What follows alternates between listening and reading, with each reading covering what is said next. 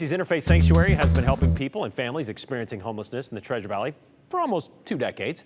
And for the last several years, they've been looking for help in securing a new home for themselves. A new location with more room for more amenities to help more people. They believe they found that with the old Salvation Army building on West State Street. But that didn't come without a lot of pushback from the neighbors. In the end, the city sided with the shelter and gave them a go-ahead to turn the old warehouse and thrift store into a facility 4 times the size of where they are now. But there was another problem. Because that process took so long, costs of construction have gone up, putting a pause on the remodel, well, until they could raise more money. Well, they raised a good chunk, which allowed them to start the demo 2 months ago. An $8.1 million loan secured today, though, well, that's going to go a long way toward their fundraising goal of $15 million. Aspen Shumpert tells us why Heritage Bank put their money and their faith in Interfaith. The longtime Interfaith Sanctuary project for a new shelter will get to the finish line. After pushback from neighbors and project delays, the city approved the shelter in April of 2022 at the former Salvation Army location on State Street. It was really clear that that was the right space to try and create this shelter. It had a great location. It had great bones for creating a bigger, safer, more secured space. Interfaith Sanctuary has spent the last 2 years trying to fundraise $15.6 million for the project. They raised about $9.6 million in donations, and that helped them to be able to start the project this April. But they still needed to secure an additional $8 million to make sure the shelter could be finished. On Tuesday, Heritage Bank gave them that last piece and finalized a construction loan to take the project to the end.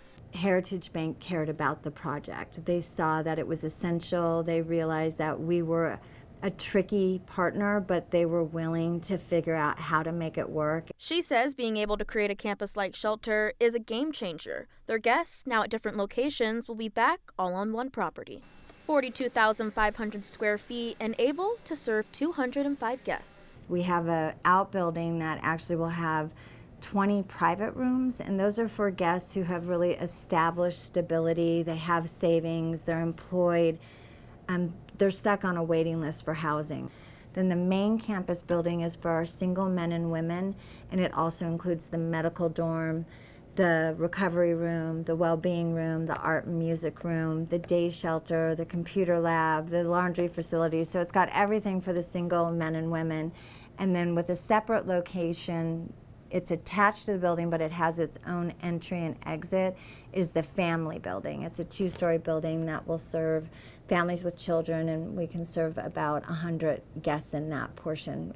The most important piece is that instead of just a nightly shelter, which is their current model, the new shelter will give unhoused guests a place to be day and night. You can come and go for school, work, like doctor's appointments, whatever, but there's always a place to come back to, which is really important in stabilizing someone during their unhoused time. She says having all different resources on one property will help eliminate barriers for unhoused guests' journey to recovery. She says if everything stays on track with the project, they're hoping to open the new campus, like shelter, September of 2025.